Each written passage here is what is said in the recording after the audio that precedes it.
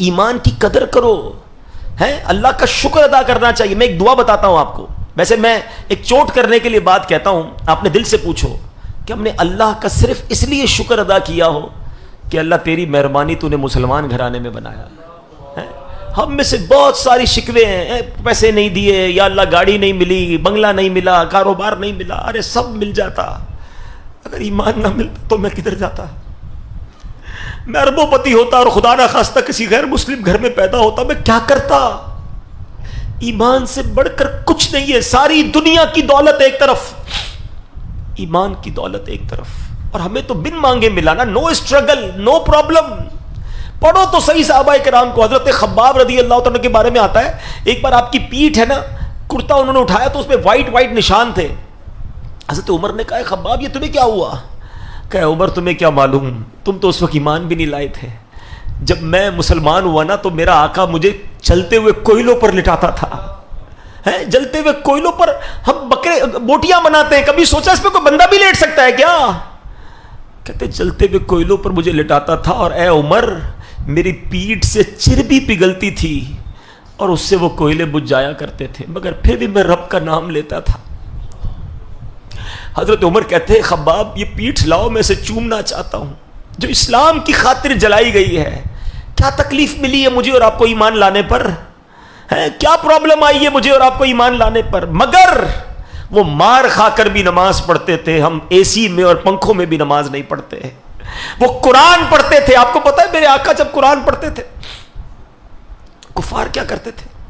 اور ان لڑکے رکھے ہوئے تھے کہ نبی پاک قرآن پڑھے تو تم شور مچانا، تم تالیاں بجانا، تم یہ کہنا معاذ اللہ یہ جھوٹا ہے، اس کی بات نہ سنو. ان کو ڈر تھا کہ ان کی تلاوت لوگ سن لیں گے تو ایمان لے آئیں گے. قرآن اللہ کے حبیب پڑھتے تھے، وہ لوگوں کو سننے نہیں دیتے تھے. اگر آج ہمارے گھروں میں قرآن موجود ہے، ہم قرآن نہیں پڑھتے. We have to answer for those all things. کبھی کہیں تو جواب دینا پڑے گا نا کہ یار وہ لوگ مار کھا کر عبادت کرتے تھے اور ہمیں سب چیزیں میسر ہیں. مسجدیں ہماری گلیوں میں ہیں، اذانیں ہمارے پاس ہو رہی ہیں، مگر ہمارے پاس نماز پڑھنے کا ٹائم نہیں، مسجد میں جانے کا ٹائم نہیں، قرآن کھولنے کا ٹائم نہیں. پھر سب سے بڑی بات یہ کہ ایمان کی قدر تو کرو نا یار. اتنا آسانی سے مل گیا تو قدر ہی ختم ہو گئی. آج کسی کو احساس ہی نہیں ہے. آپ کو پتا ہے اللہ کے حبیب علیہ الصلوۃ والسلام یہ دعا کیا کرتے تھے، یا مقلب القلوب ثبت قلبی علی دینک.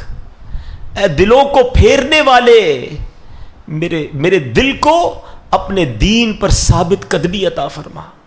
یہ ہم سب کی کہتے ہیں تربیت کے لیے. مطلب میرے آقا کا دل مبارک تو وہ ہے جس کے صدقے میں ایمان ملا ہے، مگر یہ سکھا رہے ہیں ہمیں کہ دیکھو ایمان جا بھی سکتا ہے. تھنک اباؤٹ اٹ، سوچا کرو. ہاں ایمان مل گیا بہت اچھی بات ہے، مگر یہ ایمان سلامت رہے گا قیامت تک، مرتے تک یہ پتہ نہیں ہے. ساری زندگی نمازیں پڑھی، روزے رکھے، حج کیے، اور اگر ایمان پر خاتمہ نہیں ہوا نا، نل اینڈ وائڈ سب ختم ہو جائے گا. سب سے مین چیز ایمان ہے. مگر ہم میں سے شاید کوئی ہوگا جس کو ایمان کی فکر ہوتی ہوگی کہ ایمان بھی بچ جائے، یا اللہ ایمان سلامت لے کے جاؤں. اور جس آدمی کے بائیں ہاتھ میں نامہ اعمال دیا گیا وہ کہے گا کاش مجھے معلوم نہ ہوتا میرا نامہ اعمال کیا ہے، اے کاش مجھے میرا نامہ اعمال نہ دیا گیا ہوتا. میں دنیا میں ایم ایل اے تھا، ایم پی تھا، وزیر اعظم تھا، صدر مملکت تھا، چیئرمین تھا، دنیا میں میری سرداری کام نہ آئی، عزت و مرتبہ والا ہونا کام نہ آیا، اثر و رسوخ والا بننا کام نہ آیا. فرشتے پوچھیں گے اللہ رب العالمین اس جہنمی انسان کا معاملہ کیا کروں؟ اللہ فرمائے گا خذوہ فغلوہ، فرشتوں ارے اسے پکڑو اور 70 گز کی زنجیروں میں جہنمی کو جکڑ دو.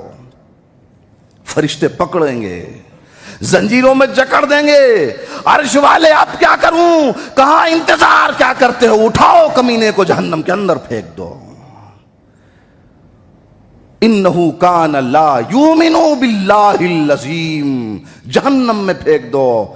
اللہ کی ذات پہ ایمان نہیں لایا تھا، مسکینوں کو کبھی کھانا نہیں کھلایا. آدمی جہنم میں ہوگا، جسم جلے گا، چمڑا جلے گا. آدمی سوچے گا چلو جسم جل گیا، بدن کے چمڑے جل گئے، ابھی دکھوں سے نجات مل جائے گی۔ اللہ کہے گا جہنمیوں، یہ آج تمہارا بدلہ ہے، تمہیں دکھوں سے نجات نہیں ملنے والی۔ کلما نضجت جلودہم بدلناہم جلودا غیرہا لیذوقوا العذاب۔ اللہ نے فرمایا اس کا جسم جلے گا، اس کا چمڑا جلے گا۔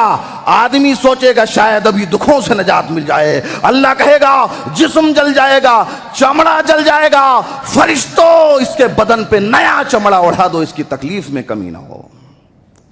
اس کے بدن پہ نیا چمڑا اڑا دیا جائے گا۔ جب جب جسم جلے گا، جب جب چمڑا جلے گا، نیا چمڑا اڑا دیا جائے گا، اور دن بھر وہ بدن جلتا رہے گا، چمڑا چڑھتا رہے گا۔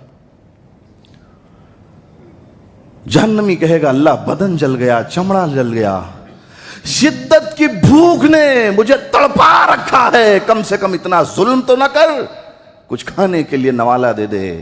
فرشتے پوچھیں گے اللہ کیا دے دوں؟ اللہ فرمائے گا فرشتوں پوچھتے کیا ہو، یہ جہنم میں لگے ہوئے کانٹے دار درخت اسے کھانے کے لیے دے دو۔ جہنم میں لگے ہوئے کانٹے دار درخت جو جہنمیوں کا کھانا ہوگا، اللہ اسے کھانے کے لیے دے گا۔ کانٹے دار درخت کو کھائے گا، حلق میں اٹک جائے گا، چیخنا شروع کرے گا، چلانا شروع کرے گا، ارے فرشتوں میری چمڑی جلا دی، تمہیں رحم نہیں آیا، مجھے جہنم میں جلایا، رحم نہیں آیا، ارے مجھے بھوک لگی تھی، کھانا مانگا، کانٹے دار درخت دے دیا، حلق میں لٹک گیا ہے، کم سے کم اتنا رحم کرو، مجھے پینے کے لیے کچھ دے دو۔ فرشتے پوچھیں گے اللہ کیا دے دوں؟ اللہ کہے گا میرے فرشتوں ارے پوچھتے کیا ہو، اس کے جسموں سے نکلنے والے خون اور پیپ اس جہنمی کو پینے کے لیے دے دو۔ اس کے جسم کا نکلا ہوا خون، اس جہنمی کے جسم سے نکلا ہوا پیپ قیامت کے دن اللہ اسے پینے کے لیے دے گا۔ جہنمی سوچے گا ابھی دکھوں سے نجات مل جائے گی، ابھی راحت مل جائے گی، ابھی آسانی آ جائے گی، میری موت واقع ہو جائے گی، زندگی کا مسئلہ ختم ہو جائے گا۔